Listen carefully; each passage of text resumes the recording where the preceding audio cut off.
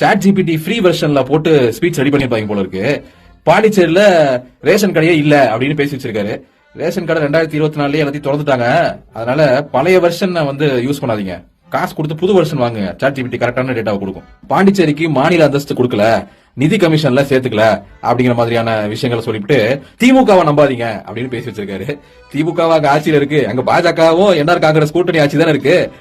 ஆனா இன்னொரு விஷயம் இருக்கு தெரியுமா, இந்த பாண்டிச்சேரியை வந்து மாநிலமா ஏத்துக்கணும், அப்புறம் நிதி கமிஷன்ல சேர்க்கணுங்கிற தீர்மானத்தை முன்மொழிஞ்சு சட்டசபையில முன் வச்சு அதை தீர்மானமா மாத்தி ஒன்றிய அரசுக்கு அமைச்சதே திமுக எம்எல்ஏக்களோட முயற்சியில தான், அது தெரியுமா. அப்புறம் புதுச்சேரியில கிரைம் ரேட் ரொம்ப கம்மி, அந்த திமுக அரசு தமிழ்நாட்டை வந்து கெடுத்து வச்சிருச்சு அப்படின்னு பேசி வச்சிருக்காரு. இப்ப நம்ம என்சிஆர்பி டேட்டா எடுத்து பார்த்தோம்னா பாண்டிச்சேரியில 478.4 கிரைம்ஸ் பெர் 1 lakh person அப்படிங்கறது அதோட கிரைம் ரேட். தமிழ்நாட்டுல எவ்வளவுனா 261.7, இதுதான் வந்து 1 lakhக்கான கிரைம் ரேட். இவ்வளவு பெரிய மாநிலமான தமிழ்நாட்டுல புதுச்சேரிங்கிறது ரொம்ப சின்ன ஒரு யூனியன் டெரிட்டரி, அதை விட பாதி தான் கிரைம் ரேட் இருக்குது.